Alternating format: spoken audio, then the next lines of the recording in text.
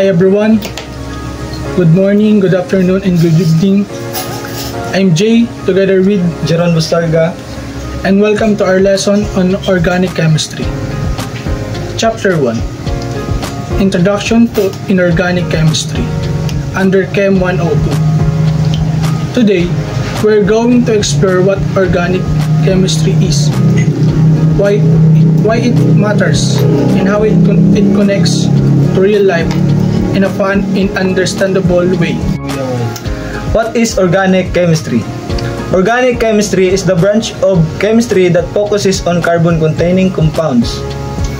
In simple words, it's the chemistry of carbon. Almost everything living, from your DNA to the food you eat, involves organic chemistry. Why carbon? So, why is carbon so special? Well, carbon is like the ultimate Lego block of nature. It can form 4 strong bonds, meaning it can connect to many atoms, including hydrogen, oxygen, nitrogen, and especially halogens.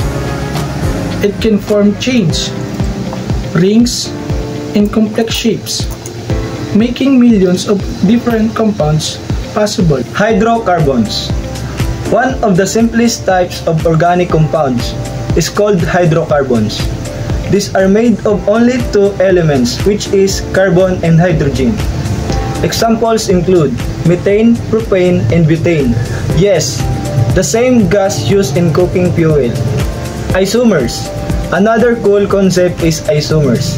There are compounds with the same chemical formula but different structure, which means different properties. In organic chemistry, structure matters just as much as composition. Why organic chemistry matters? Organic chemistry is everywhere. The food we eat, the medicine we take, the plastics in our gadget, and most importantly, the molecules in our body, like proteins, carbohydrates, lipids, and DNA. So studying organic chemistry is basically learning the chemistry of life and everyday materials. Families of organic compounds. To make things easier, chemists group organic compounds into families, also called functional groups. A functional group is just a specific part of a molecule that determines how it behaves. For example, alcohol contain hydroxide ion. Alkenes contain double bonds. Carboxylic acid, responsible for sour taste, and vinegar. We'll explore these families one by one in the next lesson. Summary. So to summarize today's introduction, first, organic chemistry, study of carbon-based compound. Number 2, carbon is special because it forms 4 bonds and millions of structures. Number 3, hydrocarbons are the simplest organic compounds. 4, isomers, same formula but different structure.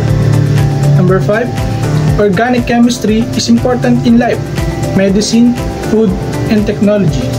And last, compounds are grouped into families based on functional group. So thank you. That's all for our introduction to organic chemistry. Thank you for watching. Once again, I'm Jay, together with Jeron. See you in the next lesson.